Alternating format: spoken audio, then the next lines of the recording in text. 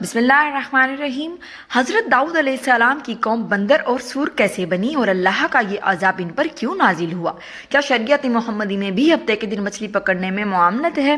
Video کو آخر تک دیکھیں اور مکمل معلومات حاصل کریں۔ بسم اللہ الرحمن الرحیم۔ محترم ناظرین، اللہ تعالیٰ کے نزدیک سب سے پسندیدہ نماز داؤد علیہ السلام کی ہے اور سب سے پسندیدہ روزے داؤد علیہ السلام کی ہیں۔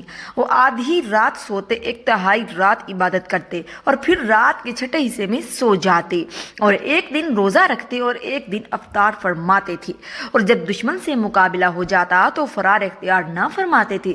بلا شبہ وہ اللہ کی طرف بہت رجوع کرنے والے تھے۔ عبادت اور عیادت سے لگاؤ اس قدر تھا کہ ان کی شعوری کوشش تھی کہ دن کے 24 گھنٹوں میں وہ خود یا ان کے گھر کا کوئی نہ کوئی فرد عبادت میں مشغول رہے، یعنی کوئی لمحہ ایسا نہ گزرے جس میں وہ یا ان کے گھرانے کا کوئی فرد مصروف عبادت نہ ہو۔ چنانچہ آپ نے ایسا ہی نظام الاوقات مرتب کر رکھا تھا۔ ایک مرتبہ ایسا ہوا کہ ان کے دل میں احساس فخر جاگا اور اپنے گھرانے کی عبادت گزاری پر خوش ہوئے۔ اللہ تعالیٰ نے فرمایا کہ توفیق عبادت بھی میری ہی عطا کی ہوئی نہیں۔ پھر ایسا ہوا بھی کہ ایک دفعہ جب آپ اپنے نظام الاوقات کے مطابق عبادت میں مصروف تھے اور آپ کے خاندان کے کسی اور فرد کی عبادت کا وقت نہ تھا، آپ کی عبادت گاہ میں نگاہ میں اشخاص دیوار پھلانگ کر آ گئے۔ آپ گھبرا گئے، لیکن انہوں نے کہا کہ ہم اپنے ایک مقدمے کے فیصلے کے لیے آپ کے پاس حاضر ہوئے ہیں۔ مسئلہ یہ ہے کہ میرے اس بھائی کے پاس 99 دمبیاں ہیں جبکہ میرے پاس صرف ایک ہے۔ یہ زبردستی مجھ سے میری دمبی لینا چاہتا ہے۔ آپ علیہ السلام نے فرمایا کہ یہ تیری دمبی اپنی دمبیوں میں ملانے کے لیے تجھ سے مانگتا ہے، بے شک ظلم کرتا ہے۔ یہ وقت آپ کی عبادت کا تھا، نہ کہ عدالت لگانے کا۔ آپ نے صرف مدعی کا بیان سنا اور فیصلہ سنا دیا۔ قابل غور بات یہ ہے کہ مقدمہ معمولی نوعیت کا تھا، سبھی جانتے تھے کہ اس کا کیا فیصلہ ہوگا۔ پھر اتنا اہم بھی نہ تھا کہ فریق دیوار پھلانگ کر عبادت گاہ میں آ گئے۔ چنانچہ داؤد علیہ السلام جان گئے کہ یہ اللہ کی طرف سے بھیجے گئے فرشتے تھے جو آپ کا امتحان لینے آئے تھے۔ آیت قرآن کا ترجمہ: پس انہوں نے اپنے پروردگار سے مغفرت طلب کی اور سجدے میں گر پڑے اور رجوع ہوئے۔ یہاں کا استغفار جو مذکور ہے، اس کا پس منظر اسرائیلیات کا وضاحتوں میں آیا ہے کہ یہ تمام واقعہ علامتی پس منظر رکھتا ہے۔ داؤد علیہ السلام کے دل میں کسی خواہش نے سر اٹھایا جو ایک نبی کی شان نہ تھی۔ ادھر جب ان کا دھیان گیا تو آپ نے توبہ استغفار کی۔ نبی گناہوں سے پاک اور معصوم ہوتے ہیں، پھر بھی استغفار طلب کرتے رہتے ہیں۔ داؤد علیہ السلام بھی خدا کی بخشی ہوئی نعمتوں کا شکر اور اس کی عطا کردہ ذمہ داریوں سے احسن طریقوں سے سبکدوش ہونے کو اپنی صلاحیت اور طاقت نہیں بتاتے، بلکہ اسے بھی خدا کا انعام اور اس کی مدد تصور کرتے ہیں، اور جانتے ہیں کہ استغفار پسندیدہ عمل ہے، اس لیے سربسجود ہو کر مغفرت طلب کرتے ہیں اور حق و باطل کے درمیان میں فیصلے کی قوت کو بھی اس کی عطا جانتے ہیں۔ حضرت داؤد علیہ السلام کی قوم کے 70,000 آدمی عقبہ کے پاس سمندر کے کنارے ایلا نامی گاؤں میں رہتے تھے، اور یہ لوگ بڑی فراخی اور خوشحالی کی زندگی بسر کرتے تھے۔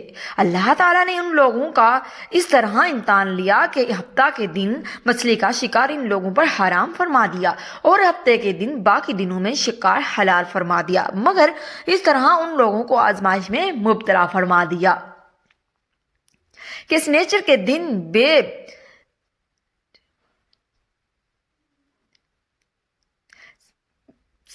دن بے شمار مچھلیاں آتی تھی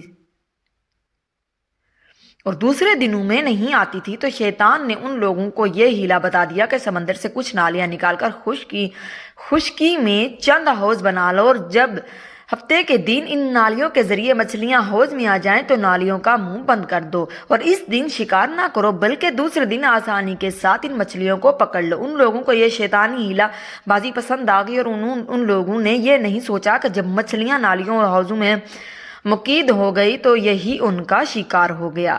تو سنیچر ہی کے دن شکار کرنا پایا گیا جو ان کے لیے حرام تھا۔ اس موقع پر ان یہودیوں کے 3 گروہ ہو گئے۔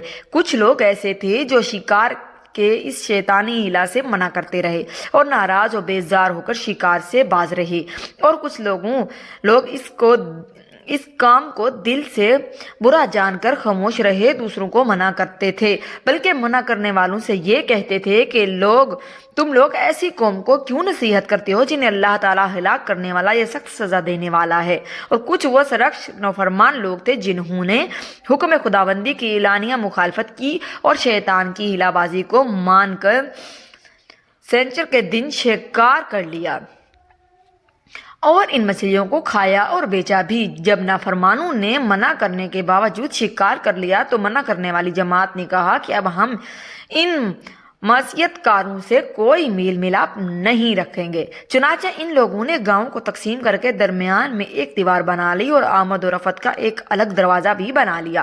حضرت داؤد علیہ السلام نے غضبناک ہو کر شکار کرنے والوں پر لعنت فرما دی۔ اس کا اثر یہ ہوا کہ ایک دن خطا کاروں میں سے کوئی باہر نہیں نکلا تو انہیں دیکھنے کے لیے کچھ لوگ دیوار پر چڑھ گئے تو کیا دیکھا کہ وہ سب بندروں کی صورت میں مسخ ہو گئے ہیں۔ اب لوگ ان مجرموں کا دروازہ کھول کر اندر داخل ہوئے تو وہ بندر اپنے رشتہ داروں کو پہچانتے تھے اور ان کے پاس ان کے کپڑوں کو سونگھتے تھے اور زار روتے تھے، مگر لوگ ان بندروں کو نہیں پہچانتے تھے۔ ان بندر بن جانے والوں کی تعداد 12,000 تھی۔ یہ سب 3 دن زندہ رہے اور اس درمیان میں کچھ بھی نہ کھا سکے، یوں نہیں بھوکے پیاسے ہلاک ہو گئے۔ شکار سے منع کرنے والا گروہ ہلاکت سے محفوظ رہا۔ محترم ناظرین، ویڈیو اچھی لگی ہو تو ویڈیو کو لائک کر کے چینل کو سبسکرائب ضرور کر دیں۔ ملتے ہیں نیکسٹ ویڈیو میں۔ اللہ آپ کو حفظ و امان میں رکھے، آمین ثم آمین۔ شکریہ۔